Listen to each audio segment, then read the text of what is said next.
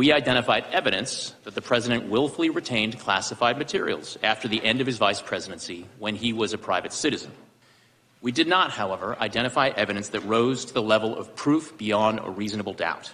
Democrats lambasted former Special Counsel Robert Hur for using his report into President Biden's handling of classified documents, arguing that Hur used it as an opportunity to attack Biden for his mental acuity and memory. Hur pushed back and forcefully denied the allegations that he was trying to trash and smear the president. Meanwhile, Republicans on the House Oversight Committee suggested that Hur's report did not exonerate Biden over his handling of those documents. Instead, they said it raised new questions for Biden.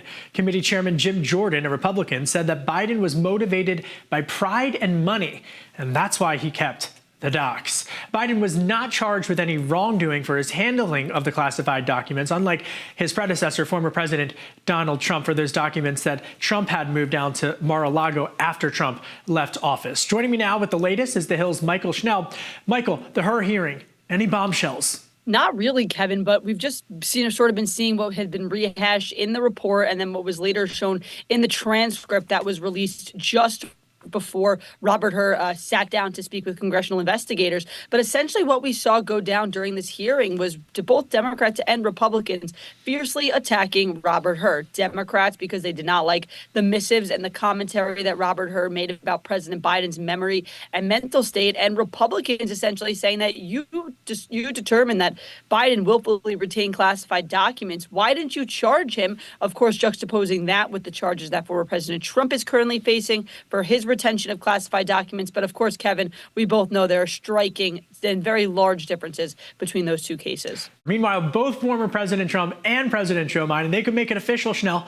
They're reaching the delegate thresholds needed to become their respective parties' nominees. That's anticipated sometime in the coming hours. Georgia, Mississippi, and Washington, as well as Hawaii, will vote in nominating contests today, and Trump will likely reach the 1,215 delegates needed to become the Republican nominee. And Biden, meanwhile, anticipated to get the 1,968 delegates that are needed to be the Dem nominee. No real big surprises, but still a monumental moment in this race. Yeah, it will be significant when both Biden and Trump hit those delegate counts. They can officially then be named the presumptive nominee. I believe that is what needs to happen before you can receive that presumptive nominee title. But like you said, Kevin, not a big surprise because we've known for a while now that we were going to have this matchup between former President Trump and between President Biden. We've known it for a long time now, even though there was that crowded Republican primary. Trump dominated in the early states. He dominated poll after poll. And of course, President Biden faced some challenge from his party, but nothing near the support that he has in the Democratic Party. So it looks like we'll officially be off to the races now once once Biden and Trump hit those delegate counts. But again, it's no real surprise because for a while now, we've known it was once again going to be Trump versus Biden. Well, and now everybody wants to know, who is Donald Trump going to pick for his vice president? And there's like this litmus test almost of specific issues, especially on immigration, that the Steve Bannon wing of the Republican Party have advocated for. It's almost like it's the Apprentice Veep edition. So I guess I would ask you, Schnell, is Senator Katie Britt on that list? I mean, her name has been floated in the list. I think there's some question now about her, how she would fare on the national stage after her State of the Union response that got a lot of criticism, folks not liking how she delivered the speech, sort of found it to be a little awkward that she was in a kitchen, the way that she was delivering her remarks. And there was also the controversy over that story that she told that was then found to, not be fully true as she had presented it. So I think that her star has maybe shaken a little bit in terms of the Veep stakes. But again, this is all going to come down to who former President Trump likes the most, thinks would be the most worthy person on the ticket to both defend him and help him with the delegate count when Election Day rolls around in November. We know that loyalty is a really big deal to the former president. Katie Britt has been loyal, but there are a host of other folks whose names are in the running who have been very loyal to Trump for a very long time. Well, name me some of those names, but one of the names that I don't often hear floated actually just said that she's trying to get in the Republican Senate leadership race, and that's Senator Joni Ernst, a Republican from Iowa, who some in the Republican Party would love to see on that ticket with Trump. But in addition to her, there's others. Who are your sources telling you is on that list? Yeah, I hear that Elise Stefanik is definitely in the running. She's been floated around as a potential contender. She's, if not the most loyal Trump supporter up on Capitol Hill. among the most loyal Trump supporters on Capitol Hill, really using her leadership position to constantly defend the president, stand by him with different legislative pushes. We've really seen Stefanik be a strong defender of Trump up here. And then other names are South Dakota Governor Kristi Noem, who's also been a fierce defender and ally of the former president. Arkansas Governor Sarah Huckabee Sanders, who, of course, had a stint in the Trump administration as press secretary. So there are a number of names being floated around. Of course, though, it's likely going to come down to loyalty and who will protect the president at all costs. And we know what happens when you're not loyal to him. Look what happened at the RNC. They're cleaning house. How is the RNC shakeup moving forward?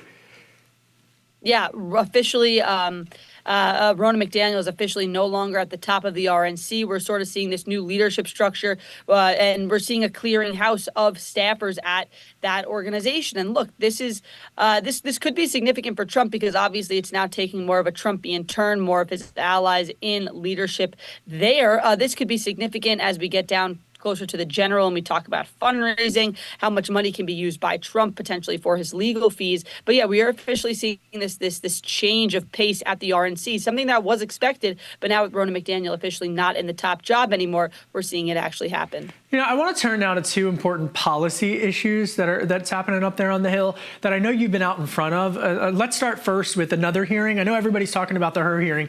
There's another hearing, though, on Capitol Hill. The Senate Judiciary Committee, they hosted a hearing today about voting rights in America, and it had testimony from Georgia Senator Raphael Warnock. He's a Democrat, of course, and Congressman Wesley Hunt. He's a Republican from Texas, of course. I mean, this issue of voter suppression is something that a lot of Americans care about. But are any significant policy changes going to be made ahead of the November election? What's at stake here? There's a very small possibility that anything on voting rights, but really any substantive policy gets done before the November election. Right now, lawmakers are having trouble even passing must-pass bills, things like government funding, for example. So I don't think that we're going to see any substantive policy changes before November. But look, if Democrats had their way, Kevin, we would absolutely see this. The Democrats have the John Lewis Voting Rights Act, which they've been trying to pass for years now, and obviously named after the late congressman that would shore up voting rights. It's something that Democrats have made a key priority of theirs. But of course, just right now, as we are in divided government, nothing can get done. Democrats made a really big push last Congress to get that done, but they just didn't have the votes to get it through and on the president's desk. So I don't think that we'll see any substantive policy changes on this front, but really anything else before November. I want to turn now to another policy issue that I'm focusing a lot on, and that's TikTok. You know, there's a lot going on here. The House is set to take up a piece of legislation that could ultimately lead to the banning of TikTok, but it's a little bit more nuanced than that, and I do want to dive into the weeds because it's important and folks understand this. TikTok is owned by Beijing-based ByteDance. That's a company with known ties to the Communist Party of China, and ByteDance's TikTok has become a Gen Z behemoth, but it's raised national security concerns about how the CCP is operating the data and the programming of the app. Remember that Osama bin Laden letter that went viral on ByteDance's TikTok platform the other month? That just happened to be at the exact same time that General Secretary Xi was in the United States meeting with President Biden. I mean, imagine if MTV was owned by Vladimir Putin in the 1980s. The legislation would ban TikTok if ByteDance doesn't divest and pull out its financial holdings within 6 months of the legislation being enacted. This has advanced 50-0 out of the committee, but now former President Donald Trump, who originally backed the ban, is suggesting that he doesn't necessarily want TikTok banned, and Biden has been equally as ambiguous. He banned TikTok from government phones, but at the same time, just the other week, Schnell, he launched a account for his re-election on the platform. So dozens of countries around the world have banned ByteDance's TikTok. Is the United States next? Is this divestment piece of legislation going to pass? And that's the big question, the key question this week up here on Capitol Hill, Kevin. Look, as you mentioned, the House Energy Committee had advanced this piece of legislation 50-0, a resounding unanimous vote. It now heads to the House floor, where it's being brought up under what's called suspension of the rules.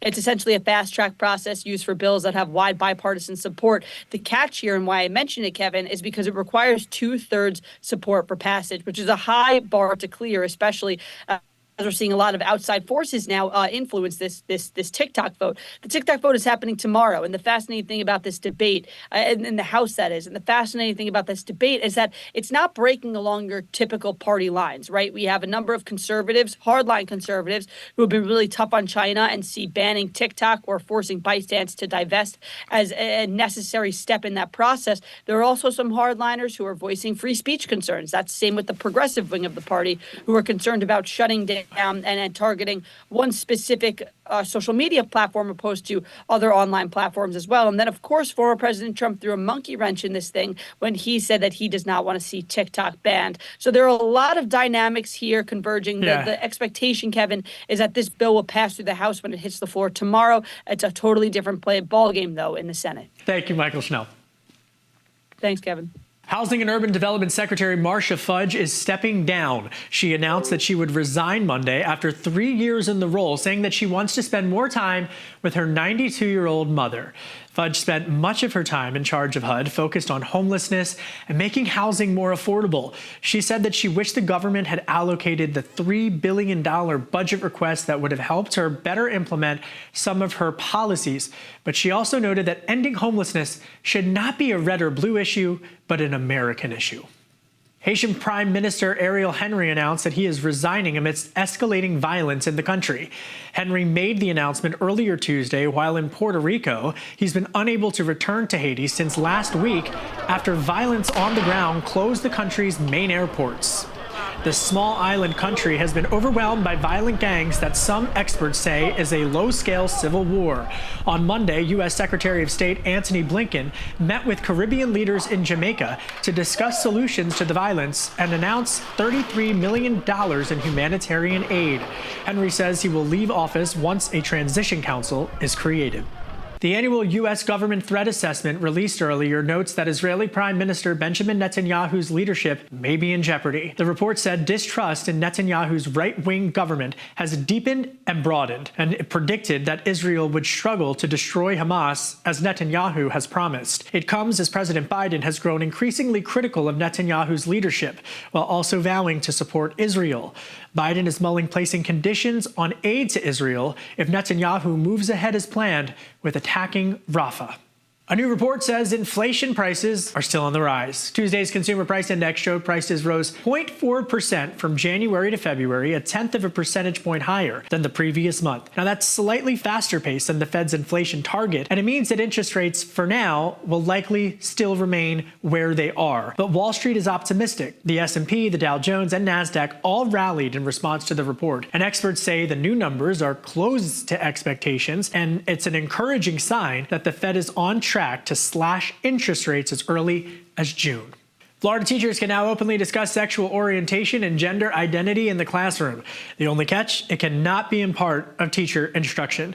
A settlement reached Monday clarified the controversial sex education bill in the state, dubbed the Don't Say Gay bill. The bill was signed into law 2 years ago, but it created confusion for educators, parents, and families nationwide.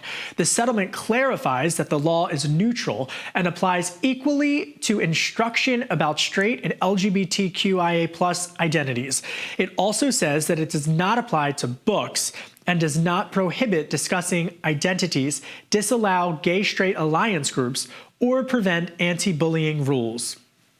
4 astronauts are finally back home.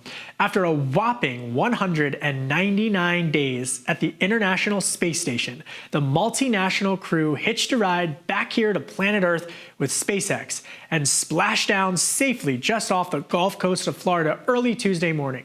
NASA's Jasmine Mogbelli led the crew that included astronauts from Denmark, Japan, and Russia. Before leaving, Danish astronaut Andreas Morgensen said on social media that he couldn't wait to hear birds singing and eat crunchy food. Have some potato chips, astronaut. But speaking of space, bad news for believers. Aliens have not touched down on Earth. At least that's according to the Pentagon, who recently released a 63-page report, read it, finding that most sightings were ordinary objects and phenomenon resulting in misidentification. The Department of Defense noted that sightings spanning since the 1940s were just misidentified experimental space and rocket systems and new stealth technologies, including drones. It's also shot down claims that the U.S. government is hiding a secret program that had been reverse engineering extraterrestrial technology. I don't know about you, but something tells me that this is not going to stop all of the questions about whether there's life out there. I don't know, something tells me that. Ex-Trump advisor Peter Navarro has been ordered to report to federal prison next week. Navarro was sentenced earlier this year to 4 months behind bars following his conviction on 2 counts of contempt of Congress. The former White House advisor to Trump continues to urge a federal appeals court to hold his sentence while he attempts to overturn the conviction. He is due in Miami federal prison March 19th. That's it for today's Daily Debrief. My name is Kevin Cirilli. Be sure to like, share, and subscribe to The Hill's YouTube channel. And come on back here soon for the intersection between politics and policy.